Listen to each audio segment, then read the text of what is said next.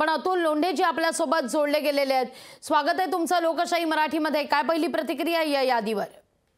असं आहे की आम्ही प्रत्येक ठिकाणी आम्ही पण यादी जाहीर केली आहे, त्यांनी पण केलेले आहे। काही जागांवर अजूनही विचार चालू आहे, 1-2 जागा आहेत आणि त्याच्यावर तो घोळ 1-2 दिवसामध्ये सुटून जाईल। पण सांगलीचा जो मुद्दा होता, सांगलीच्या मुद्द्यावर विश्वजित कदम आज हायकमांड यांची भेट घेणार असल्याचं कळतंय, पण त्यापूर्वीच तुमच्या मित्रपक्षानं सांगलीचा उमेदवारच जाहीर करून टाकलाय। नाही बरोबर आहे, सांगली आमची पारंपरिक जागा आहे, तिथून निवडून येण्याची क्षमता काँग्रेसचीच आहे। तर त्या संदर्भामध्ये तिथे चर्चा सुरू आहे आणि काँग्रेस सांगली लढणार। म्हणजे सांगलीत काँग्रेसही लढणार आणि तुमचा मित्रपक्ष शिवसेना उद्धव बाळासाहेब ठाकरे पक्षही लढणार।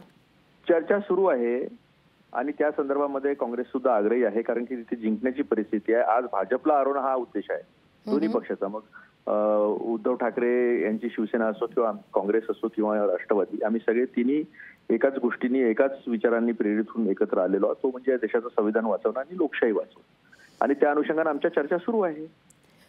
निश्चित आमच्या इथे असा कुठलाही एक पक्ष नाही आहे की तो दुसऱ्याला डिक्टेट करतो, तो ठरवतो तुम्ही हे करा तुम्ही ते करा, जसं महायुतीमध्ये चालू आहे तसं नाही। आमच्यामध्ये संवाद आहे, आम्ही चर्चा करतो आहे आणि चर्चेतून सगळे मार्ग निघतील। लोंढे साहेब, तुम्ही म्हणताय तुम्ही संवाद साधताय, चर्चा करताय, चर्चेतून मार्ग निघेल विश्वास व्यक्त करताय, पण संवाद जर होतो, वारंवार बैठकां जर होतात, विचारमंथन जर होतं, तर मग सांगलीच्या मुद्द्यावर इतकं का? असं आहे की प्रत्येक पक्षाला त्यांचे कार्यकर्ते, त्यांचा सगळं सेटअप, या सगळ्या गोष्टींचा विचार असतोच ना। त्यामुळे कधी कधी अशा गोष्टी होत असतात, त्याच्यात केवढं मोठं नाही आम्हाला वाटत नाही, होईल ते व्यवस्थित। म्हणजे सांगलीचा मुद्दा लवकरच सुटेल?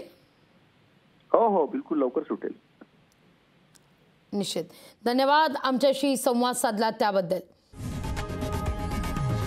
लोकशाही मराठी ऐका, पहा, जागरूक रहा।